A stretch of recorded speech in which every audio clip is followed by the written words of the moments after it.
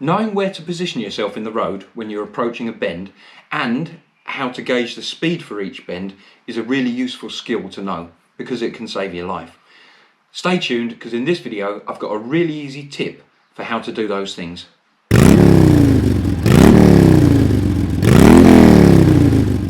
Hi everybody, welcome to the Bolt Hole Biker. I hope you're all keeping well. Today's video is about a little trick that I learned when I was doing my advanced rider training on how to position yourself correctly in the road when you're approaching a bend and how to use the limit point of the bend to assess the speed that you should be taking that bend at. It's a really useful trick, it's really simple, so stick around and I'll explain how it works. So the first thing to understand is what the limit point of a bend actually is. And what that is the furthest point that you can see through a bend as you're approaching it, as I'm illustrating with these arrows on these upcoming bends. And the limit point moves with you, because as you move into the bend, your limit point changes, it becomes further away and it moves away from you as the bend opens out. So on a shallower bend, the limit point moves quite fast, whereas on a tight bend it moves very slowly because you're not seeing further round the bend yet until the bend opens back out, and then it moves quickly. So it's quite a useful reference point for determining the speed that you can approach a bend, because you can judge how tight that bend is by how fast or slow the limit point is moving away from you. So if you're coming up this road, for instance, you've got trees on the right hand side, so the furthest that you can see up the road from this point, for instance, point 3, would be here. So that's the limit point. However, if you were coming from point 1, that's your limit point. All of these lines cross where this tree is, because this is the obstruction. So you're getting a bit more visibility up the road here. As you get further round the bend, that becomes even more pronounced. So assuming that the road is divided into position 1, 2 and 3, if you start from point 3, you get to here. Your limit point is here. That's the furthest that you can see around the bend. However, from the same part of the road, in position 1, you're looking further up the road, which means that you've got better visibility to see if there's anything coming the other way, if there's any obstruction. Also, as you come round a bend, the limit point moves with you. So as you approach a bend, you should be looking at your limit point. And that limit point, as you move up the road, moves around with you. So you're always following that point. And that is a good way of gauging whether you are the correct speed for that bend or not. You should always be able to stop in the space that you can see clear in front of you on your side of the road. So if you've got better visibility up the road, then technically you can take that bend a bit faster, because you can see more road clear ahead of you, and therefore you can confidently be accelerating out of this bend better.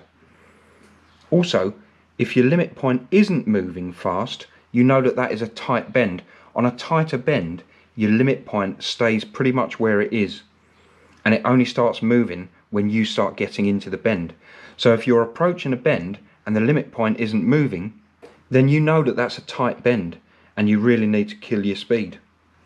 So it's a really useful way of knowing where to position yourself in the road, i.e. for a right hand bend you want to be in position 1 and you want to be looking through the bend at your limit point. Obviously you need to be aware of the bend, but you don't target fixate on the bend itself, because we all know what happens when you target fixate. If you're looking at the bend, you're going to creep towards the bend. If you're looking through the bend at your limit point, looking at where you want to go, then that is where you will go, and it just makes cornering so much easier. So for a right hand bend, you want to be positioned to the left hand side of the road, obviously not in the gravel, but you know, further to the left hand side of the road, so you get better visibility through the bend, more space, more time to react if there's an obstruction, and you can accelerate faster out of the bend. And one more important reason for being in position 1 when you're doing a right hand bend is that if you're in position 3 hugging the bend and you're tipped over to take the bend, your wheels are in position 3, your head is in position 3 of the other lane.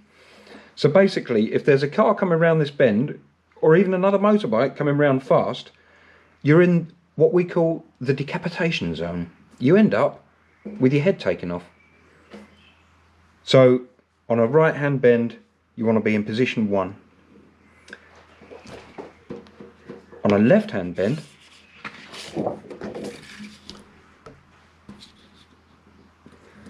it's even more pronounced. So you still have your lane divided into 3, 1, 2 and 3, but this time you want to be in position 3 for vision. You're positioning for safety, which is positioning for the best visibility. So because a left hand bend in countries where we drive on the left hand side of the road, the left hand part of the bend is tighter than the right hand side.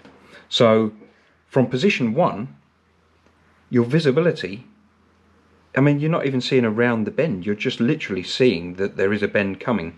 Whereas from position 3, you're starting to see through the bend. By the time you get to this point, from position 1, you've barely got more visibility than you had from back here in position 3. A little bit more, but that's all. But from the same point in the road, from position 3, you're looking right through the bend. So you've got more confidence to know that you can accelerate through that bend better. The best way of getting the best visibility when you're approaching a bend, for instance this right hand bend that I'm approaching now, is to be in position 1 on the road, because I can see further around the bend from position 1 than I can if I'm in position 3. And conversely, if you're making a left hand bend, you get better visibility in position 3. And then I can see there's a left hand bend coming up, so I'm moving out into position 3, right by the white line. And if there's no oncoming traffic, there's nothing to say you can't go over the white line.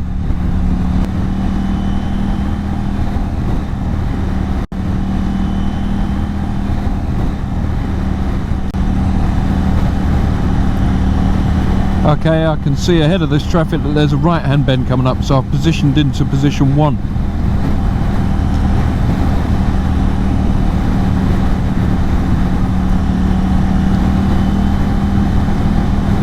Looking through the bend,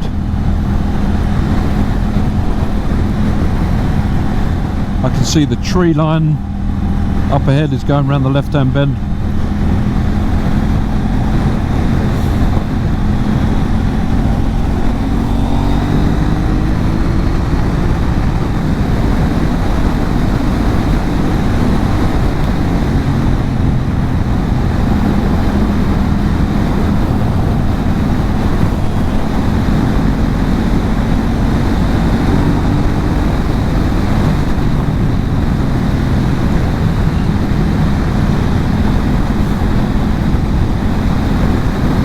So as you're approaching a bend,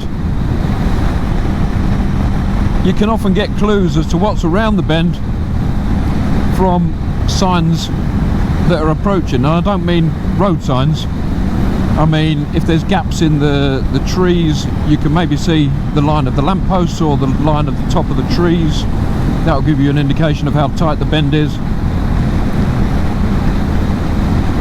There might be gaps in hedgerows.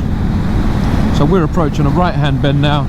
I can see the cars coming up from there, and I can see that there's houses further on in the road up ahead. So that gives me an indication of where the road is going.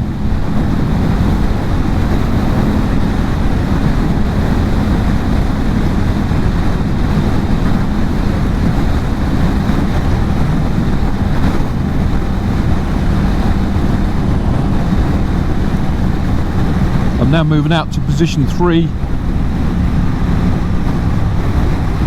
to give space to that car, because I didn't know if he was going to pull out or not, and because there's a left-hand bend.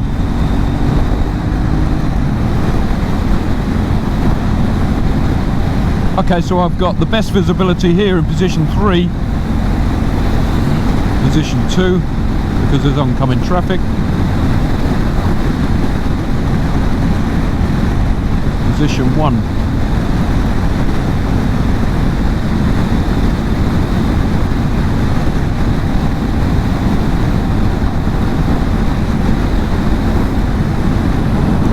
Out to position 2 because there's oncoming traffic.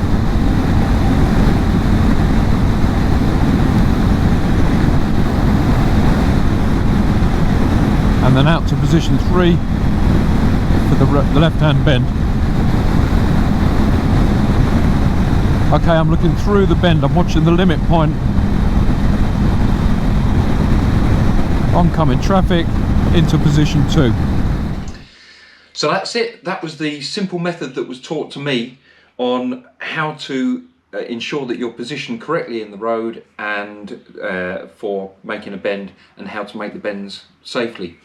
Obviously I don't ride along constantly saying to myself position 1, position 2, position 3, position 2, position 3, position 1. But I did do that when I was learning it, and it just basically becomes second nature. So it's a useful thing to know though, to divide the road up into 3, position 1, position 2, position 3, be aware of your limit point, look through the bend, so you look where you want to go, because that is where the bike will go. And that's about it really. There's more to the roadcraft system than that, but that is the basics of road positioning for a bend. So I hope it's been useful.